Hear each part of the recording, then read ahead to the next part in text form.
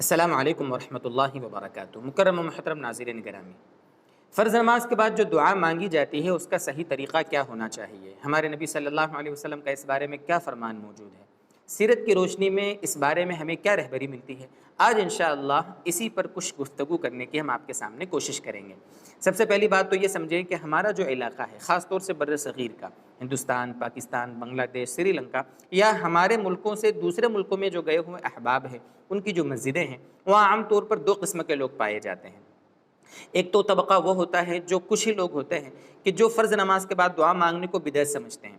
وہ یہ سمجھتے ہیں کہ فرض نماز کے بعد اگر ہم نے دعا مانگ لی اجتماعی شکل میں اس طریقے سے تو گویا ہم کسی بدعت کا ارتکاب کرنے والے ہو جائیں گے یا ہم کسی گناہ کبیرہ میں مبتلا ہو جائیں گے، وہ ایسا خیال کرتے ہیں۔ اس لیے آپ نے دیکھا ہوگا کہ ادھر امام صاحب نے سلام پھیری نہیں کہ وہ مقتدیوں کی، دیگر مصلیوں کی گردنیں پھلانگتے ہوئے صفوں سے باہر نکل جاتے ہیں۔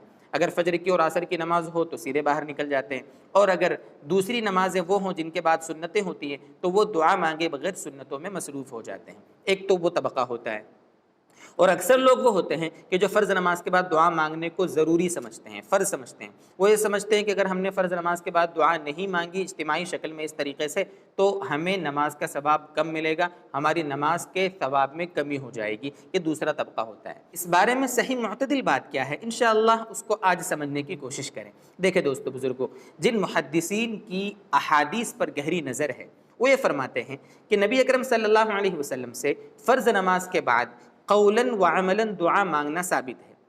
قولاً کا مطلب یہ ہے کہ ہمارے نبی صلی اللہ علیہ وسلم نے باقاعدہ اپنے امتیوں کو، اپنے صحابہ کو اس کی تلقین فرمائی کہ فرض نماز کے بعد دعا رد نہیں ہوتی، اس لیے دعا مانگنا چاہیے۔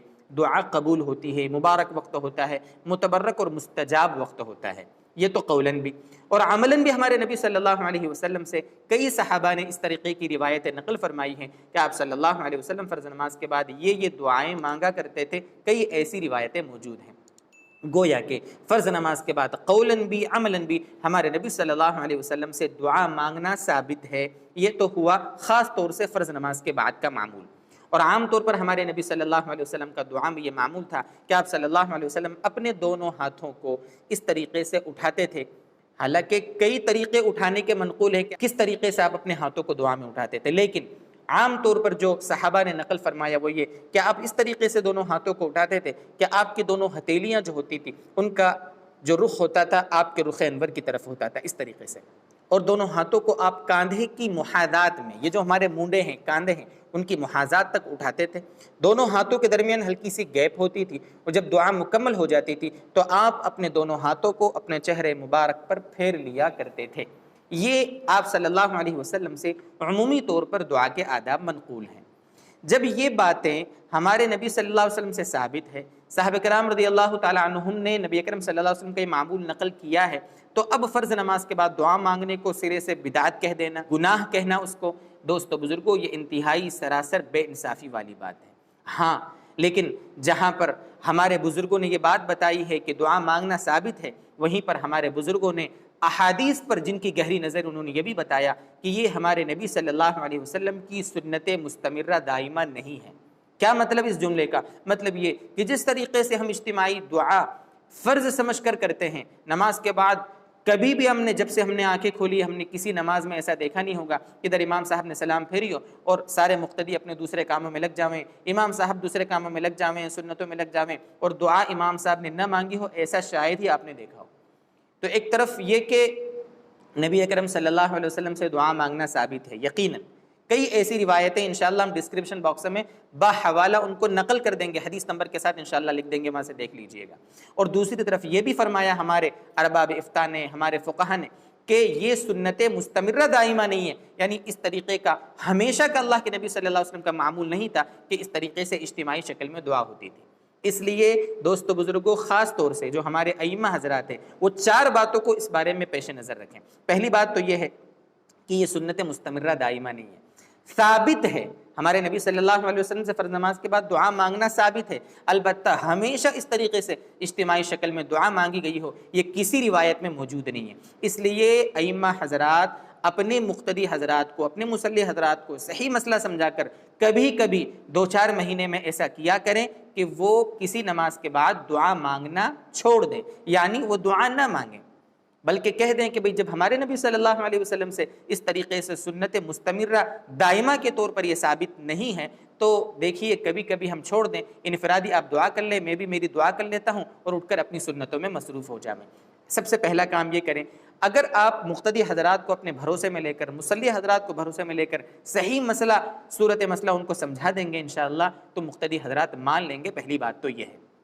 دوسری بات یہ ہے کہ امام صاحب کا اور مقتدیوں کا رشتہ سلام پر ختم ہو جاتا ہے۔ جہاں امام صاحب نے دونوں طرف سلام پھیر دی، مقتدیوں کا امام صاحب کا رشتہ وہاں سے ختم۔ اب مقتدی اپنی دعا مانگے تو مانگیں، اپنا آیت الکرسی پڑھنا ہو، دیگر دعائیں ان کو پڑھنا ہو، جو اذکار پڑھنا چاہیں مقتدی حضرات، امام صاحب اپنے اذکار جو چاہیں پڑھنا، ان میں آزاد ہیں۔ اب مقتدی حضرات امام صاحب کے تابع نہیں ہیں، جو ہو گیا بس سلام پھیرنے تک ہوتا ہے، یہ سب کچھ اس کا دھیان رکھیں۔ تیسری چیز، امام صاحب اگر فرض نماز کے بعد دعا مانگتے ہیں، دعا مانگنے کا معمول ہے، تو اس میں ایک چیز کا دھیان رکھیں کہ آہستہ آواز میں دعا مانگیں، اس لیے کہ امام صاحب بیچارے وہ اپنے جو الفاظ ہوتے ہیں وہ پڑھ لیتے ہیں، مقتدی حضرات ان پر آمین کہہ دیتے ہیں۔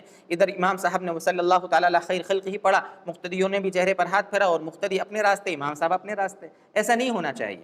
یہاں پر یہ ہونا چاہیے کہ جو مقتدی حضرات ہیں ان کی بھی مجبوریاں ہیں، اپنی حاجات ہیں، اللہ تبارک و تعالیٰ سے ان کی جو دعائیں ہیں، ان کی جو بیماریاں ہیں، ان کی پریشانیاں ہیں، وہ سب مانگیں۔ مقتدی حضرات اپنی دعا مانگیں، امام صاحب اپنی دعا مانگیں گے، امام صاحب کو جو تکلیف ہے امام صاحب مانگیں گے، مقتدی حضرات کو جو تکلیف ہے مقتدی حضرات مانگیں گے۔ یہاں پر امام صاحب بیچارے کچھ مانگ رہے ہیں، مقتدی حضرات کچھ نہیں مانگ رہے، بس ویسے ہی ہاتھ اٹھائے، چہرے پر ہاتھ پھیرے اور چلتے بنے۔ یہ کیا بات ہوئی؟ ہم کو اگر کوئی تکلیف ہے، ہم کو بیماری ہے، ہم کو پریشانی ہے، ہماری کوئی ضرورت اللہ تعالیٰ سے وابستہ ہے تو ہم اللہ تعالیٰ سے وہ مانگیں گے نا۔ اس کا دھیان رکھیں۔ آہستہ آواز میں امام صاحب دعا مانگے، مقتدی حضرات آہستہ آواز میں دعا مانگے، اپنی ضرورتیں جو کچھ اللہ کے سامنے پیش کریں۔ بلند آواز سے دعا مانگنے میں دو خرابیاں ہیں۔ ایک تو خرابی یہ ہے کہ مقتدی حضرات بیچارے کیا مانگے ان کو ڈسٹرب ہوتا ہے، امام صاحب زور زور سے مانگ رہے ہوتے ہیں۔ اور دوسری خرابی جو سب سے بڑی ہے وہ یہ ہے کہ کچھ لوگ وہ ہوتے ہیں جن کی رکعتیں چھوٹی ہوتی ہیں، کسی کی 1 رکعت 2 رکعت 3 رکعت چھوٹی ہوتی ہے، اب وہ پیچھے بقیہ نمازیں اپنی پوری کر رہے ہیں۔ اب امام صاحب زور زور سے دعا مانگ رہے ہیں، پوری مسجد گونج رہی ہے، مقتدی حضرات آمین کہہ رہے ہیں، اب نماز پڑھنے میں ان کو ڈسٹرب ہو رہا ہے۔ علماء نے مسئلہ لکھا ہے کتابوں میں، آپ پوچھ لیجئے گا کسی سے، کتابوں میں دیکھ لیجئے گا۔ اگر ہمارے پاس کوئی شخص اگر نماز پڑھ رہا ہو تو ہم اگر وہاں قرآن کریم کی تلاوت کر رہے ہوں تو ہمیں آہستہ آواز میں قرآن کریم کی تلاوت کا حکم ہے تاکہ اس نماز پڑھنے والوں کو ڈسٹرب نہ ہو۔ جب تلاوت قرآن بھی اس طریقے سے کرنے کا حکم ہے کہ نماز پڑھنے والے کو ڈسٹرب نہ ہو، تو یہ جو ہم دعا مانگ رہے ہیں وہ تو تلاوت قرآن سے نیچے کا عمل ہے۔ تلاوت قرآن کا عمل تو دعا سے افضل عمل ہے، تو جب افضل عمل آہستہ کرنے کا حکم ہے تاکہ نمازی کے نماز میں خلل نہ ہو، تو ہماری دعا کی وجہ سے کسی نمازی کی نماز میں خلل ہو، یہ کیسے شریعت برداشت کرے گی؟ اور چوتھی بات یہ ہے کہ امام صاحب وہی رٹے رٹائے الفاظ جو ہمیشہ بس ایک معمول ہے، 2-3 دعائیں پڑھ لی جاتی ہیں، مانگی نہیں جاتی، پڑھ لی جاتی ہے۔ بیچارے امام صاحب بھی ان الفاظ کا ترجمہ نہیں جانتے کہ میں نے اللہ تعالیٰ سے کیا مانگا ہے، بس ہاتھ اٹھائے ہیں، وہ چند الفاظ پڑھے ہیں، مقتدیوں نے ہاتھ اٹھائے ہیں، 1 منٹ بھی نہیں ہوا اور بس صلی اللہ تعالیٰ علیہ خیر خلقی ہو گیا۔